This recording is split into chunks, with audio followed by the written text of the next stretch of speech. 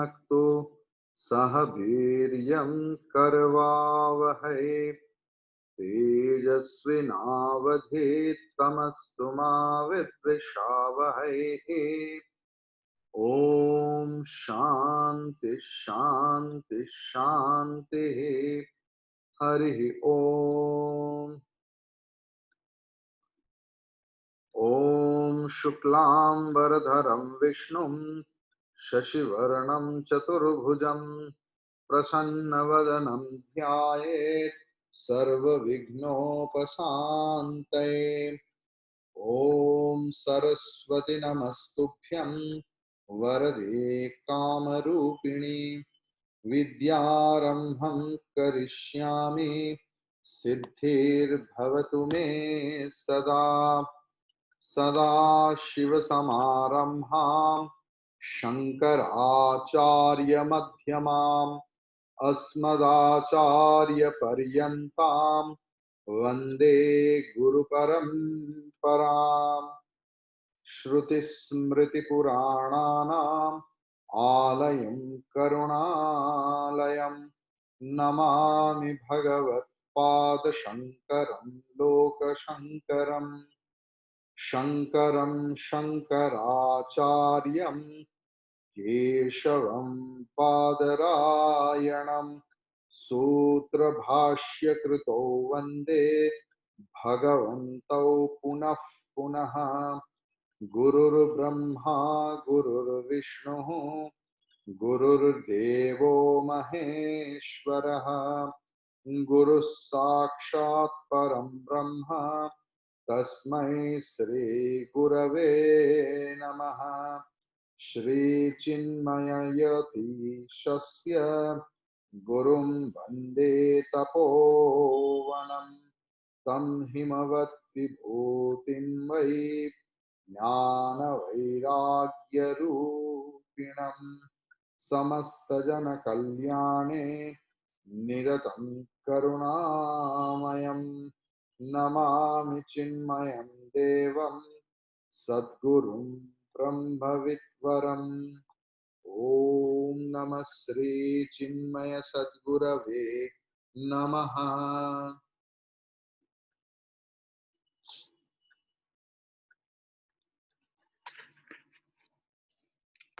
For good or bad,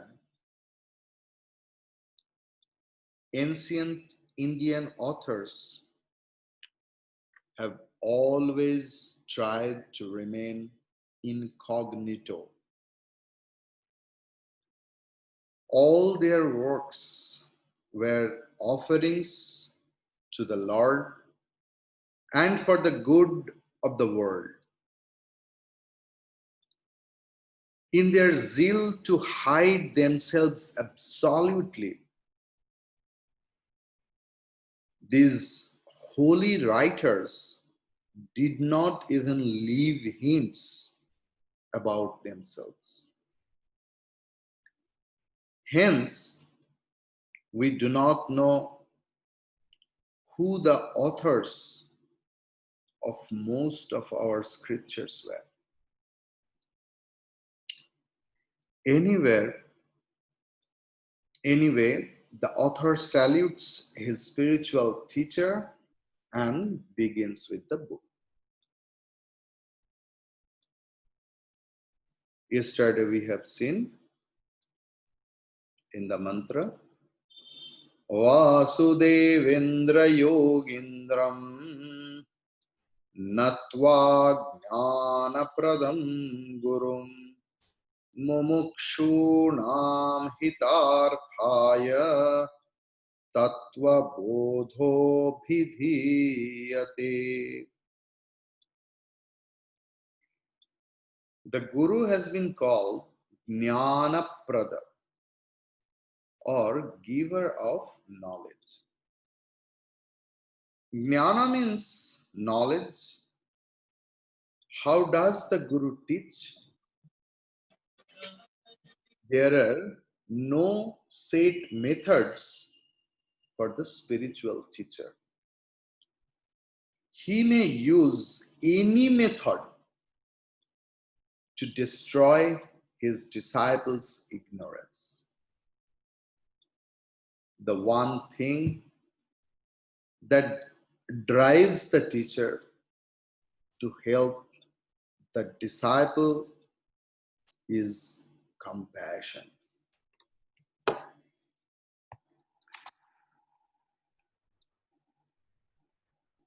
Gautama invited Satyakama, initiated Satyakama,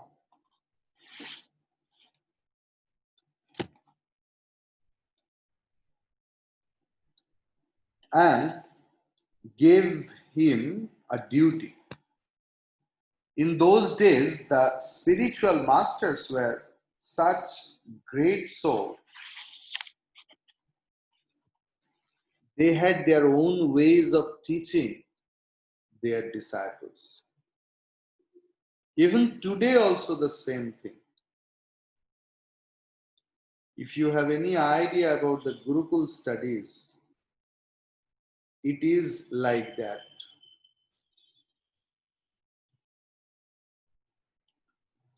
So, when Satyakama returned to his guru's hermitage, he was an illumined soul, and the teacher declared him so. Knowledge can be both apara vidya or secular knowledge, and the second one is paravidya or purely spiritual knowledge. The Mundaka Upanishad gives details about which one is para or completely spiritual knowledge, and which one is apara, which is secular knowledge. It says that of all types of knowledge, self-knowledge is the highest and is the foundation of all other types of knowledge. Mundaka Upanishad 1.1.1, it is there. Brahma devanam prathamaha sambhabhuva vishwasya karta bhuvanasya gopta sabrahma vidyam sarva vidya pratishtham atharvaya jyeshtha putraya praha. The main portion of this Upanishad or this mantra is Saha Brahma Vidyam Sarva Vidya Pratishtham, the basis of all knowledge. The Svetasvatara Upanishad 5.1, Dve akshare brahma pare tvanante vidya vidye nihite yatra gudhe ksharam tva vidya kyamritam tu vidya vidya vidya vidya vidye ishate yastu sonyaha. Here also the last portion, if we see, Ksharam tu avidya. What about avidya? Ignorance, the worldly knowledge. Aparavidya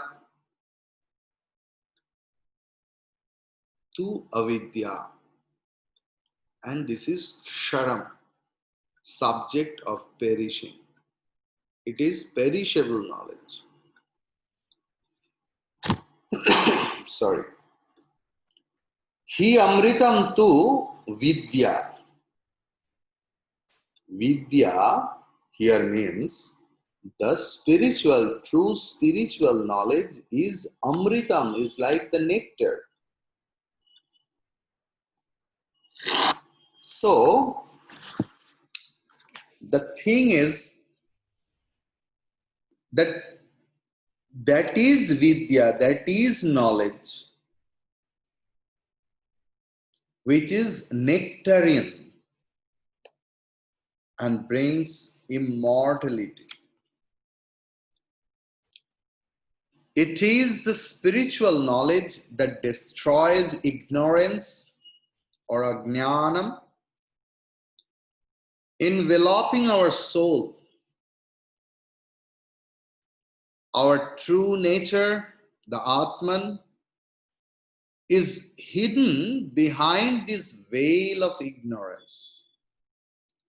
Knowledge destroys ignorance and liberates us from limitations and suffering. This liberation is the goal of Advaita or non-dual philosophy.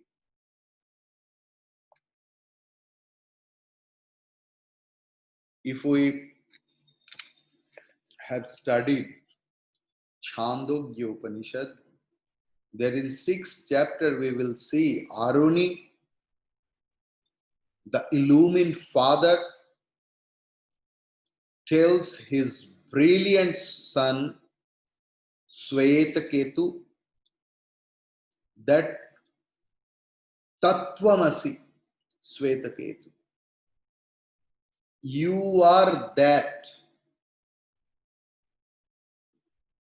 Chandogya Upanishad 6.10.2 and 3.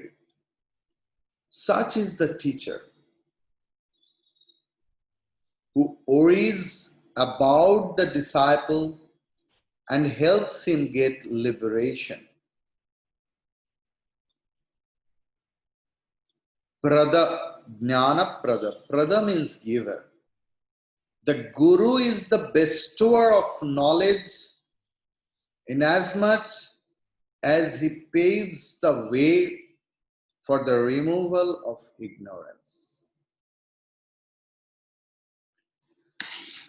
The mumukshu, the seeker of liberation, several vital concepts of Advaita have been mentioned in this verse, in this first verse. The first of them is the concept of Guru or spiritual teacher. The second is Jnana or the pure knowledge. And the third is Mumukshutvam or the desire for liberation. Moksha comes from the root much, which releases. So, moksha, the particular terminology means absolute freedom from ignorance and limitations. One who desires to attain moksha is mumukshu. The quality of desiring for liberation is mumukshutvam. This book will discuss this concept of liberation further in subsequent verses.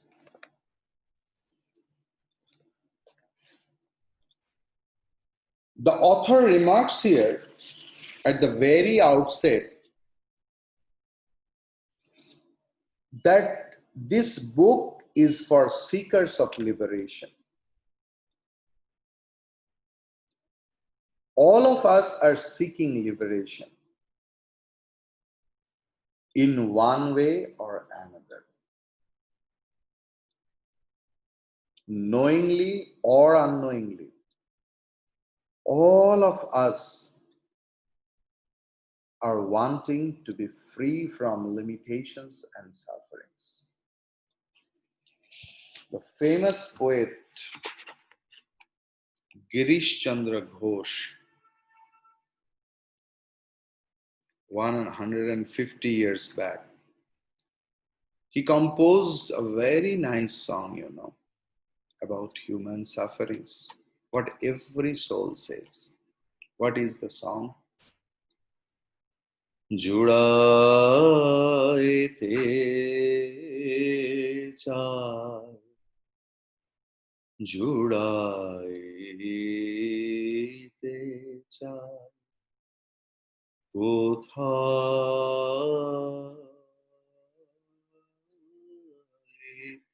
জোড়া কোথা হতে আসে কোথা ভেসে যায় I want that complete happiness, complete bliss.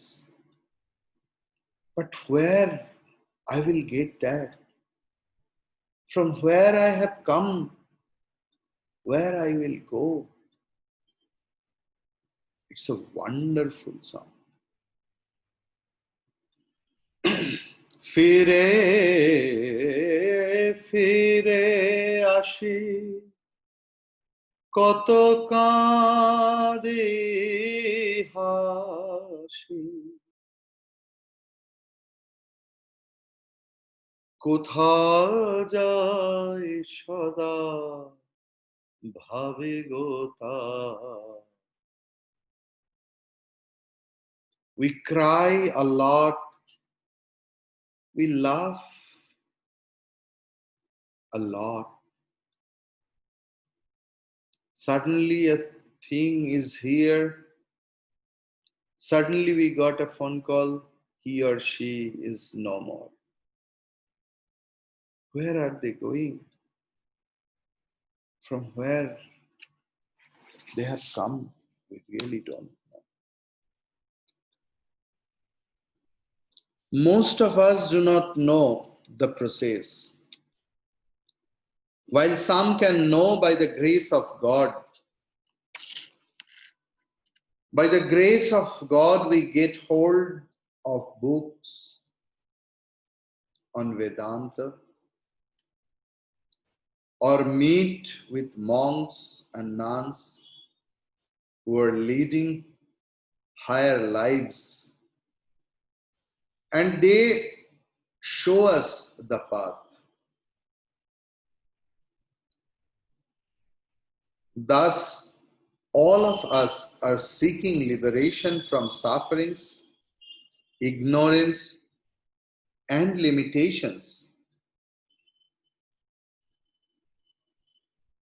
After reading books on Vedanta, we must do that consciously. This is what expected from us.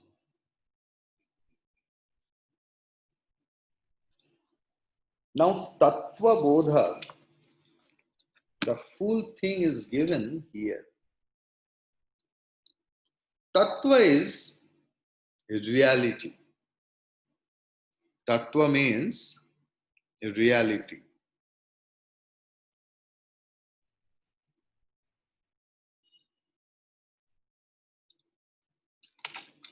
So, and Bodha is enlightenment. Unable to describe God who is beyond thought and words, the Vedas have attributed certain positive qualities to him or it. However, the best way to think of describing reality is by simply calling it Tat or that. Tat means that.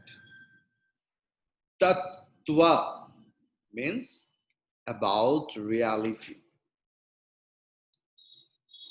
The word tattva has a few other meanings, as evident in the case of Samkhya philosophy, which says tattva means the 24 cosmic principles.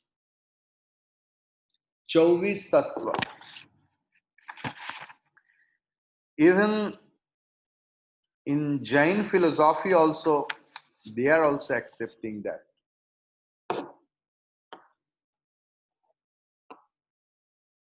So I just want to, it will come in the sloka format. But first, I want to tell a very nice story about that.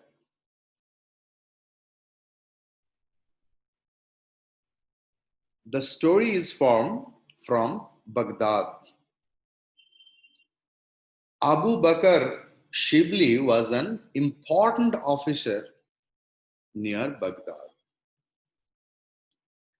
The circumstances made him think deeply about life and its impermanence. He had heard about Junaid. Junaid was the great spiritual teacher of Baghdad.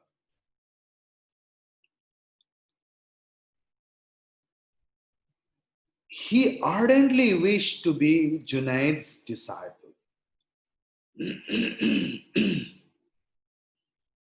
But was it easy to please the teacher? After much effort, Shivli got audience with the spiritual master. The teacher saw the young man, and it was moments before Junaid decided that here was a potential jewel. Yet Junaid was not to be pleased easily.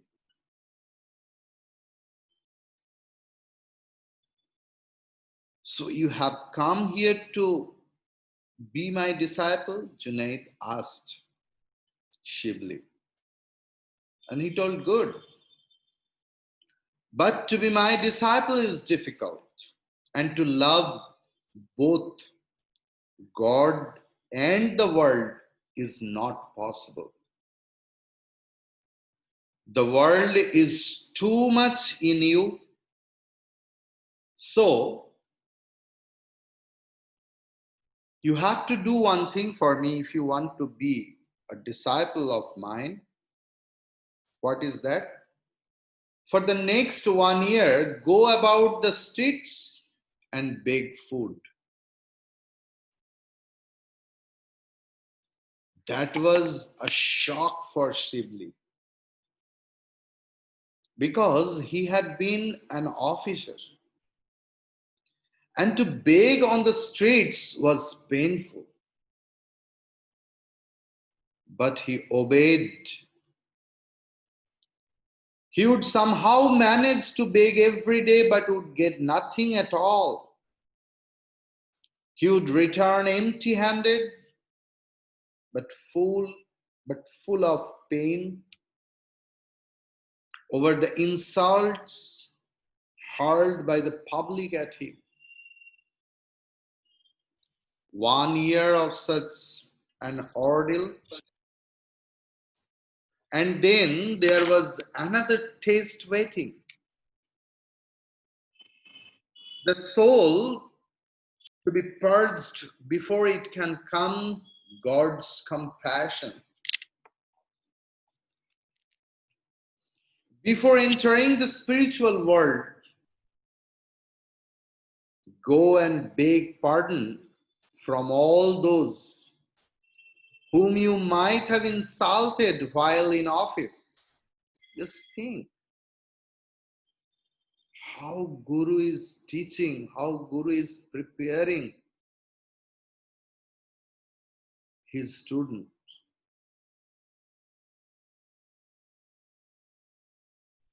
Shivli thought that was easy, but it took him more than a year's time to complete the task. When he returned, Junaid was there again and asked him to beg once more. This time, Shivli did this gladly. He would get heaps of food this time, but he would give everything away. The taste was over. These were not tastes, but purging your soul. Junaid said, now you are ready to receive the Lord. So this is the teaching style of the teacher. The infinite or supreme is itself the Guru according to the Advaitin, the follower of Advait Vedanta. Advait means one only. That one alone exists and the rest is all superimposition on that one owing to ignorance. Advaitins say that reality cannot be explained or understood, but experienced and realized. This is because when we try to understand it, we become that.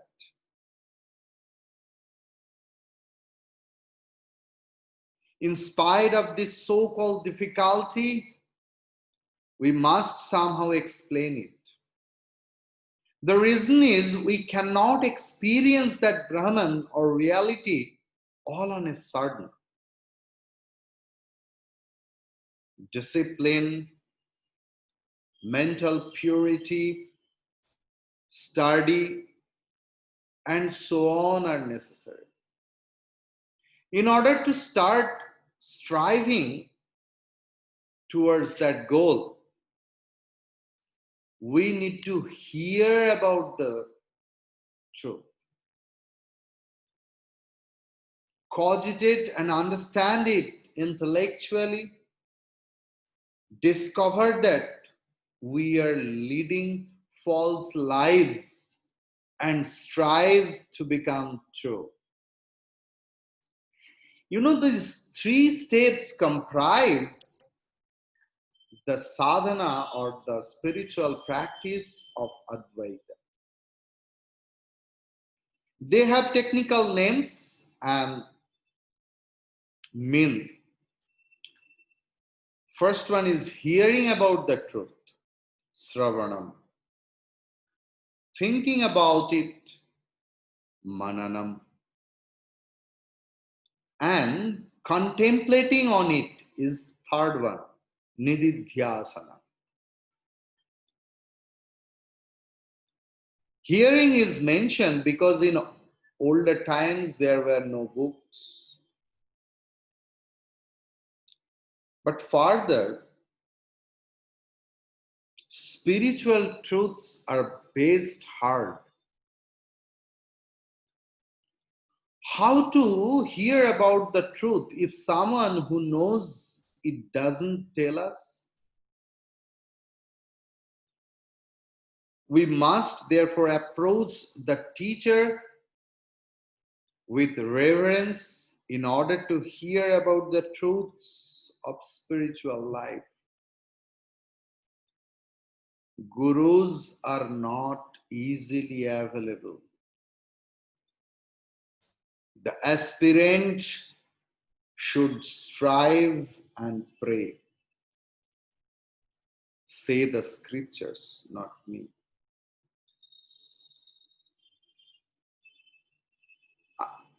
An aspirant should strive and pray for the Guru. If the aspirant is sincere, scripture also says that the Guru will come at the right time.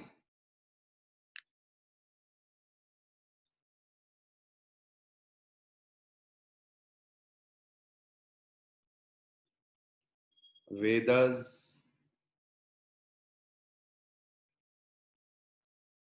are our eternal teachers. The Vedas are the experiences of illumined sages. These sages have realized that Brahman is the only reality and everything else is a mirage. They have fortunately enough for us recorded their experiences. It is as if Brahman itself has revealed some of it to us. So Vedas are called truths born of Brahman. There were times when the Vedas were heard and understood. Words are powerhouse. Words are powerhouse.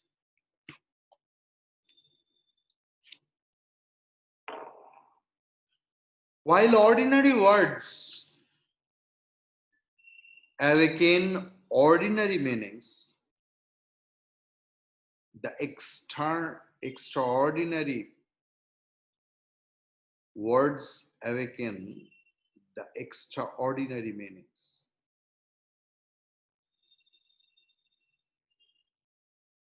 The Vedas are not only extraordinary but are supernatural. So the Vedas are not mere words but potential powerhouse. That is why Vedas are called Word Brahman, Shabda Brahma. The Vedas are valid means of knowledge, accepted by all positive schools of Indian philosophy.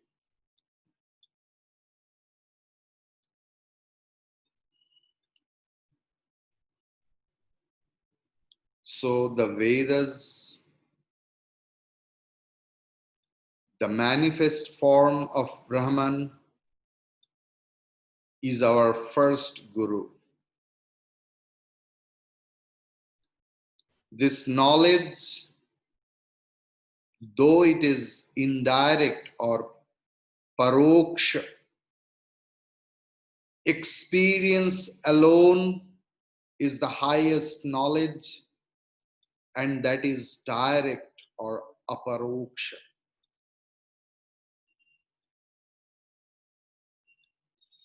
Through experience of that Brahman alone,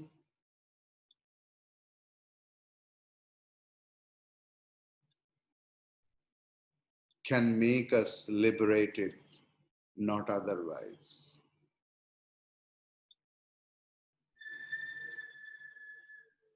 Therefore, the Guru should be resorted to say our scriptures.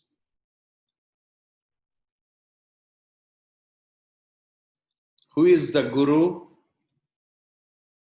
He is the personification of realization and knowledge. He is pure. He is compassionate.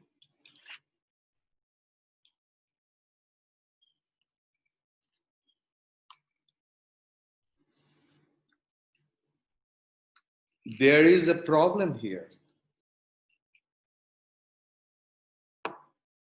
in these studies, that if all that exists in one reality alone, then who will be the teacher and to whom? Who will learn from whom? This is true from the absolute standpoint. In relative sense, everything is true. Always remember that.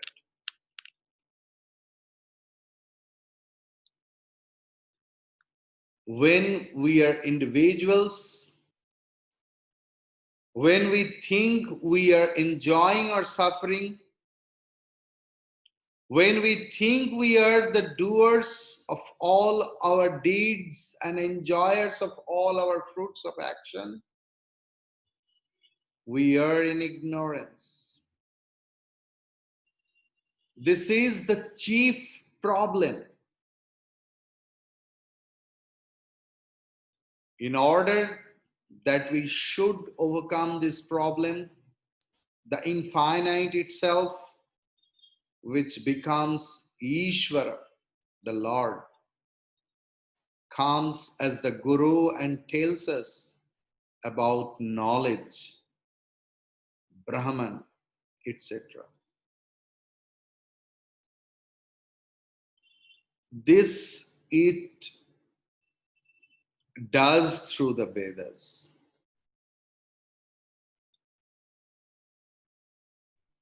There is also a second option.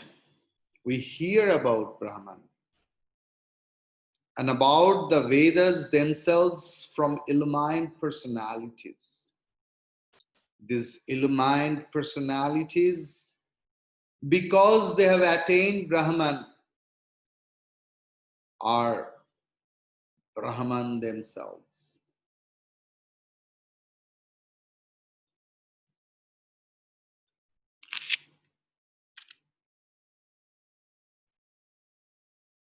If our Guru is Brahman itself, due to the attainment of knowledge, shall we too become Brahman alone? Vedanta replies, you will never become Brahman. Then what is the use of this study? Vedanta says, you are Brahman itself already. Ignorance of self, ajnana, has enveloped knowledge. So I think I am limited. The central concept of Vedanta is that one whose ignorance disappears and knowledge manifests itself will become Brahman itself. We become what we really are. What about our individuality then? The question then comes about our individuality. What will happen to our individuality? Will we become like the thin air when we attain Brahman? Will we become like burnt camphor or water vapor? This doubt comes to all of us, the ordinary aspirants. The people are frightened actually when they are told that they are the universal being, everywhere present, through everything you work, through every foot you move, through every lip you talk, through every heart you feel. People are frightened when they are told this. They will again and again ask the Guru if they are not going to keep their individuality. But what is individuality? I should like to see it.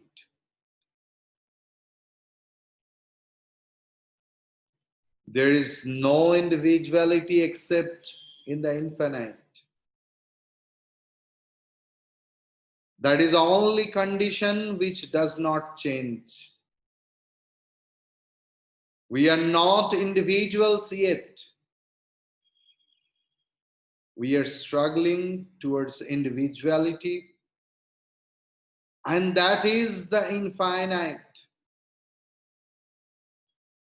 That is the real nature of a human being. We are not individual beings who are striving to experience Brahman. We are that supreme Brahman, supreme being, striving, struggling to experience our individuality. Vedas say that. For any scripture, for any sorts of scripture, what about today's our Pujya Guruji's birthday?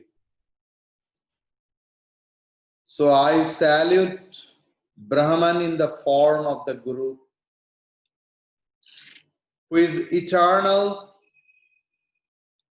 ever pure, without false appearances, formless, stainless, ever knowing, full of consciousness and blissful.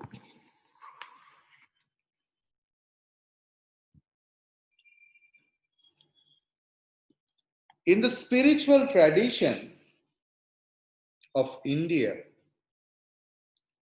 authors of texts followed the convention of proving right at the beginning the purpose of writing a book. The book would not be accepted if written without a valid reason.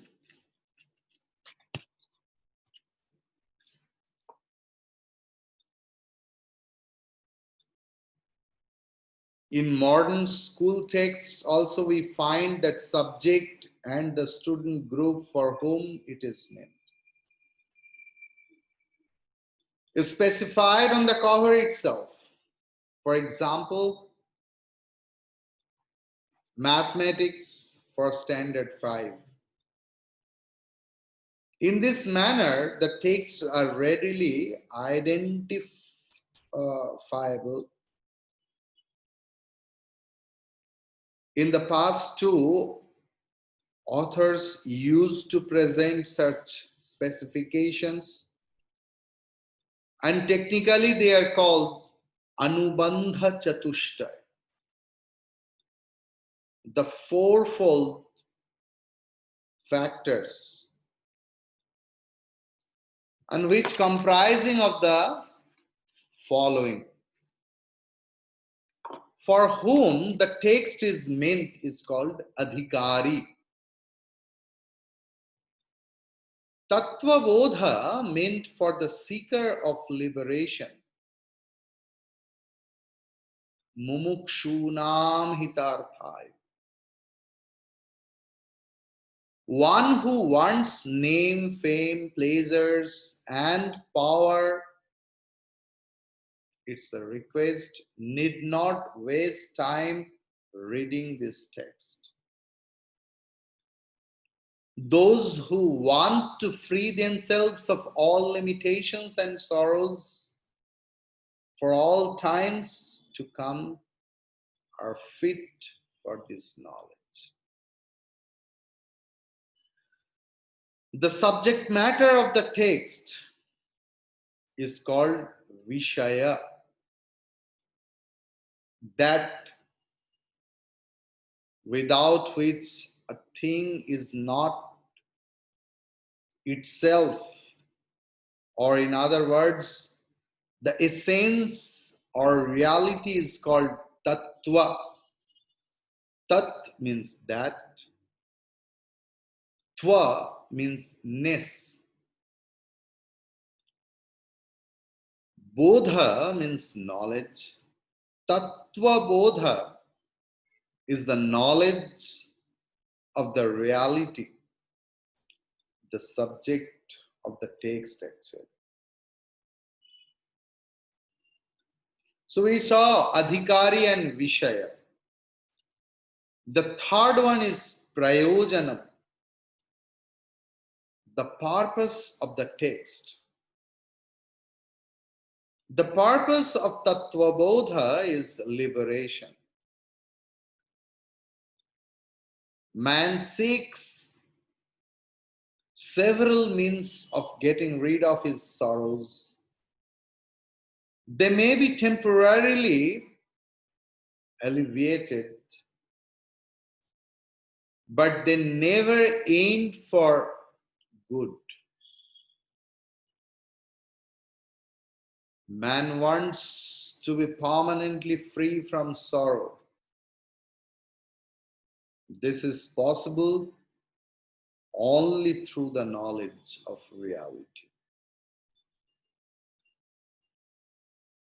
And the fourth one is Sambandha, the relation of the text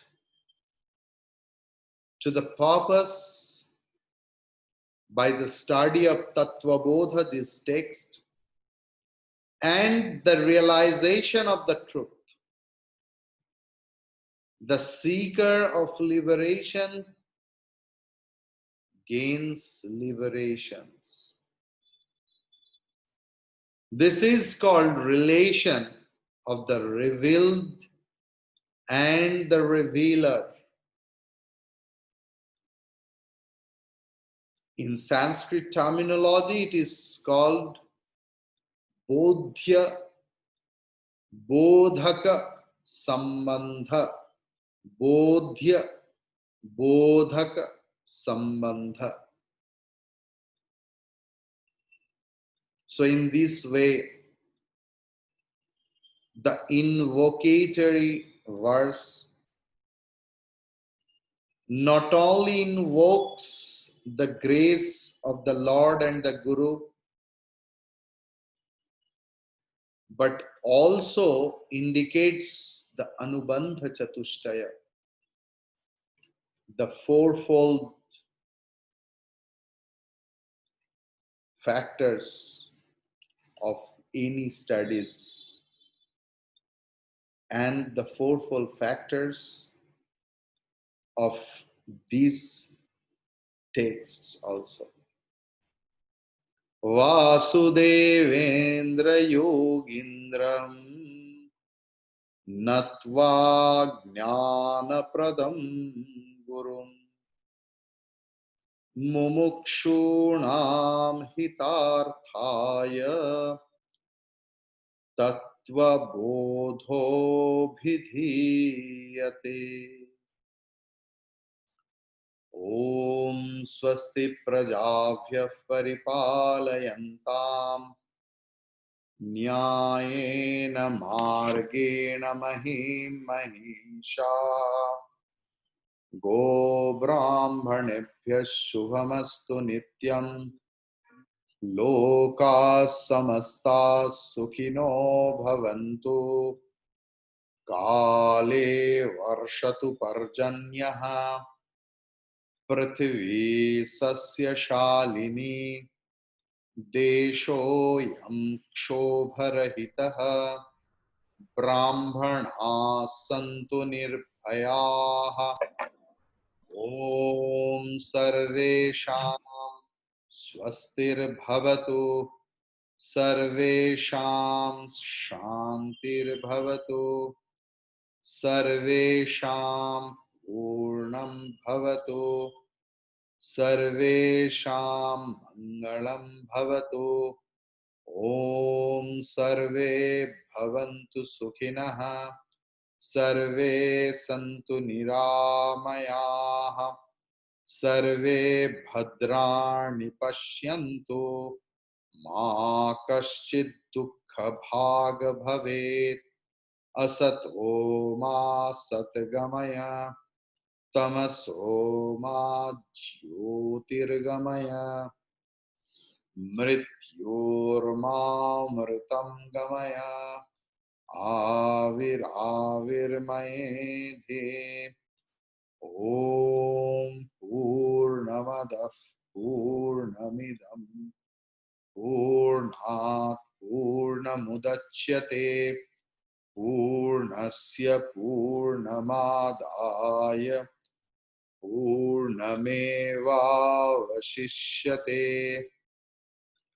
ॐ शान्ति शान्ति शान्तिः हरिः ॐ श्री गुरुभ्यो नमः हरिः ॐ